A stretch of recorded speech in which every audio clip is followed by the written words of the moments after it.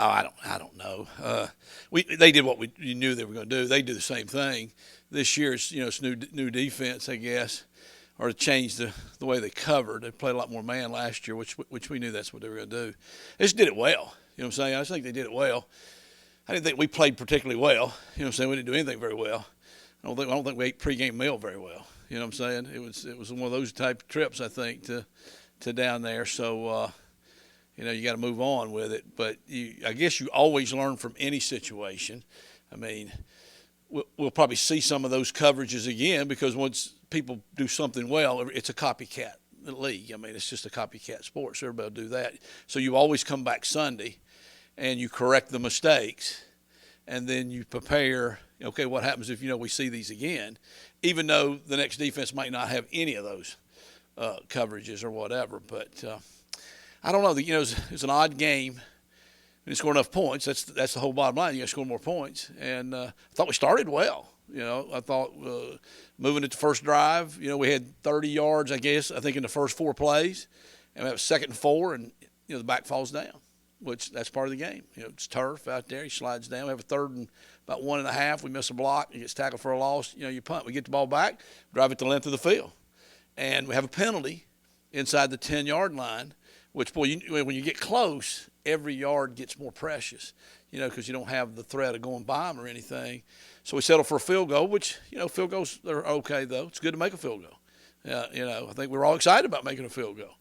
And then we get it back the very next drive it all the way down the field, score a touchdown. We missed the extra point, but, we scored 9 points in 3 possessions, and you're moving it. So I'm thinking, hey, we're playing pretty well today. This could be good. And then we get it back, and we go 3 and out. We miss a couple passes in there. Then you get it back with 1:35 to go, and you drive it all the way back down there again. And then we kind of stalled a little bit and had a miscue on the field goal. We didn't just miss it, got it blocked, but there was some other issues on that. So you go in at halftime, I felt like the kids were really frustrated. But I was like, hey, we're playing pretty good. You know what I'm saying? It's going to be one of those tough games. We knew that. I don't know if the kids ever understand that. Sometimes as a coach, you're talking to them about things, and it's like they think you're their mom saying, eat your vegetables, get plenty of rest. You know what I'm saying? Don't stay out late, do your homework. They think you just, you got to say that to me. No, we're really telling you the truth. I mean, really, it's going to be a tough game. It'll probably come down to the last possession. They're a very ball control type team. They're the number 2 statistically defense in our league. So it wasn't like we were shocked that they were good. They were tackling good and all that. But we had too many busts in the game, and I think it was just out of frustration more than anything else. I really felt like we have to go back and coach better this week. I hope we have. We're at Wednesday, so we're halfway through the week. I hope we've coached better to Wednesday. I know we got to definitely coach better Thursday, Friday, and Saturday morning, because I do think maybe that's where we lost it last week, because we had good practices last week. I did feel, and Coach Houston had told me he felt the same thing, a little bit like from about Thursday's practice to Saturday, maybe we lost a little of the mental prep and some of the focus a little bit. So I don't know, some of the New Orleans voodoo I think might have got us. All right, was that a long enough answer? Thank you. Good. When you face a complex defense like that, really 2 out of the last 3 weeks, yeah, how do you put that puzzle in front of Holton on tape and say, okay, this is the Rubik's Cube, how do you solve it? Yeah, Tulane's was much more for the quarterback mentally, say, than South Florida. South Florida came out, they have great athletes. You know what I'm saying? They're from the state of Florida. You're going to have some pretty good athletes down there in a big state like that. And they just got up and said, hey, we'll play you one-on-one. We'll challenge you. And we proved to be pretty good at that. So the decision-making is not nearly as tough on the quarterback. You're up, it's one-on-one, throwing you the ball. Okay, it's easy. They were rolling coverages. They're dropping linemen out. They're doing all to confuse the quarterback. A little more like an NFL-type game, a little bit like that. He didn't do bad. He started 8 for 9. So, obviously, he had them figured out. It wasn't a case like that. I think the turnover thing is what bit us. But the first turnover in the second half, he's wide open. And so if you've watched the game, he's wide open. We don't make the throw. We just hold it too long. And then I thought the receiver probably could have come back and attacked the ball a little bit more and helped him out a little bit. That was a great opportunity to score. Now, the second interception was, I'm frustrated. I got to do something. He reverted back to, okay, I have to go win the game, because that was not nearly – I mean, really, I was like, did you have the wrong play? what were you running there? I don't know that play. So why are we throwing the ball there again? Not throwing him up the bus, because that's my job to make sure he doesn't do that. And obviously I didn't get that done right there. But I just really felt like we got frustrated offensively a little bit.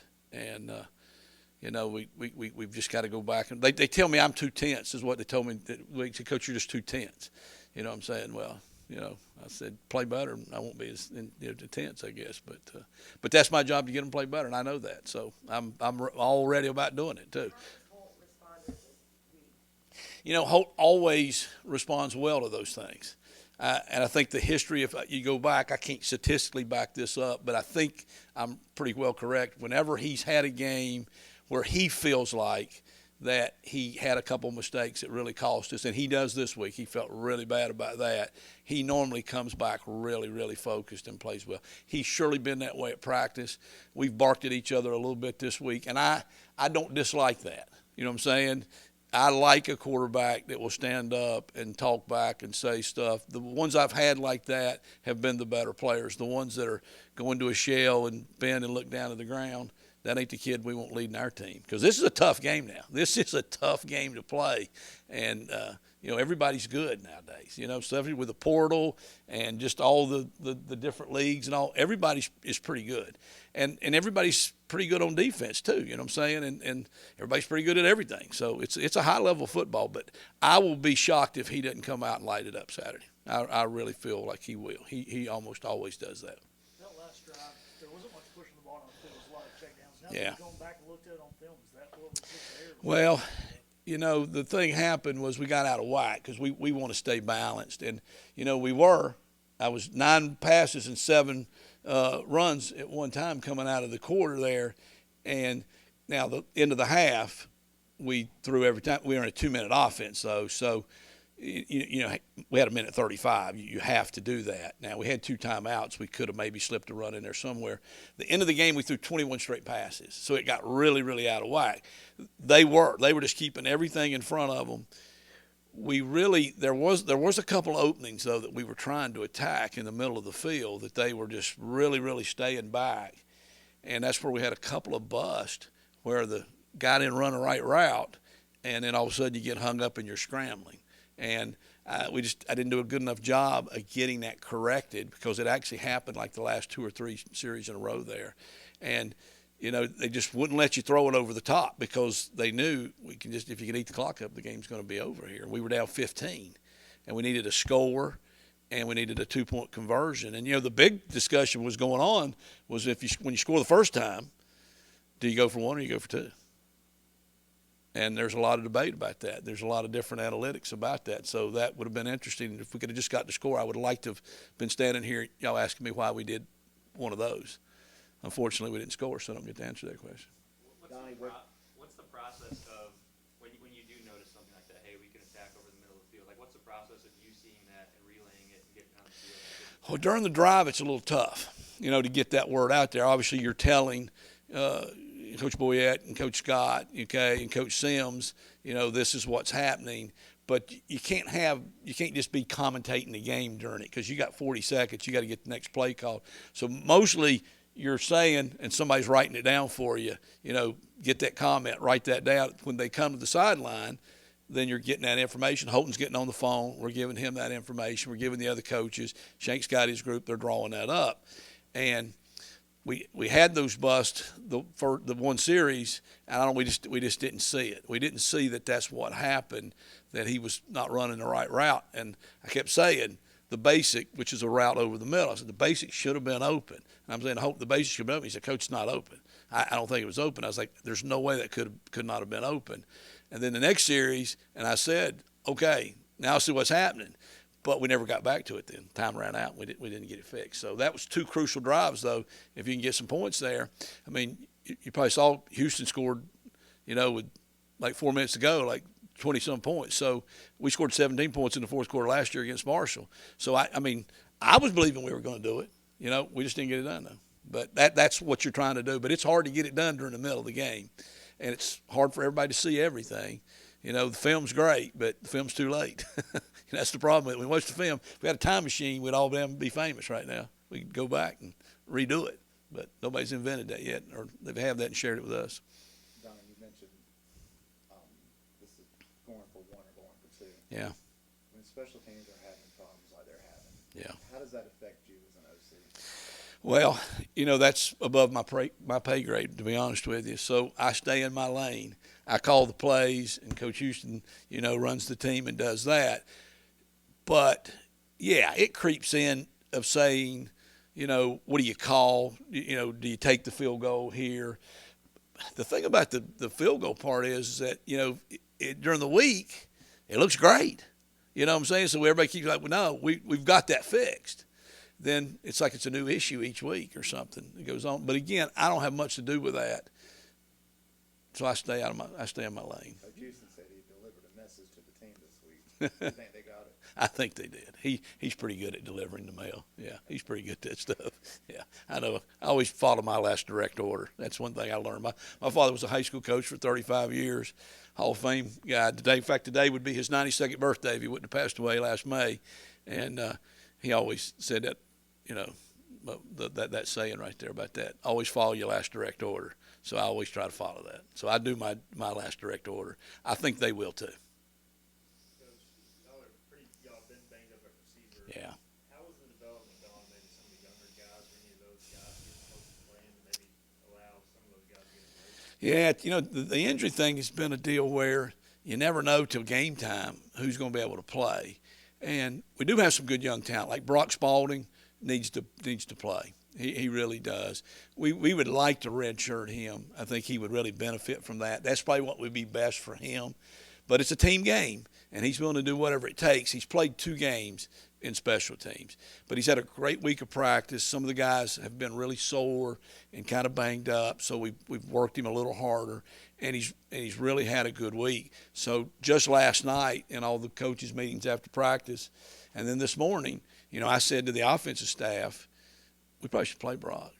He's just doing too well, and sometimes you just gotta say you gotta let them go. The mama bird's gotta let them go, and you hope they can fly. They may come out of that nest and they may crash. Whatever. I guess you're a bad mom if you do that, or a bad mama bird. But it's time to let some of those go, and we just gotta let them play.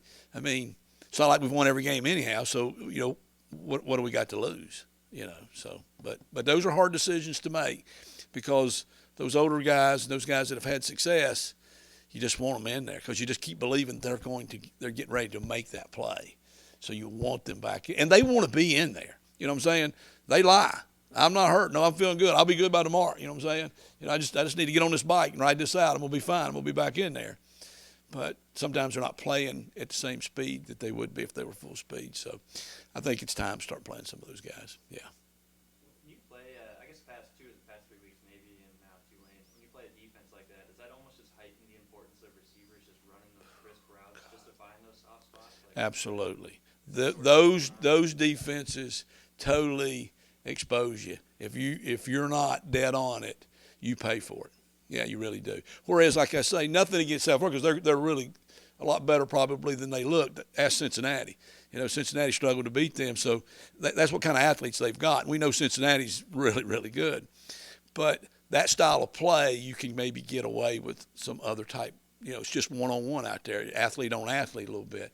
The teams that play those really, really good zones like that and zone blitz, I mean, if you don't run, you don't settle up in the right hole, you're going to get blown up because there's always somebody in that next zone coming. Whereas in man, you run away from your guy, there's nobody else there. You know what I'm saying? So if you run a little too deep, okay, you run a little too short, you're okay. The quarterback maybe sees that. And they've exposed us a little bit, I think, like you say. Compliments to them. They do a good job. They're both really good defenses. Anything else for Coach? All right, guys. Thank y'all.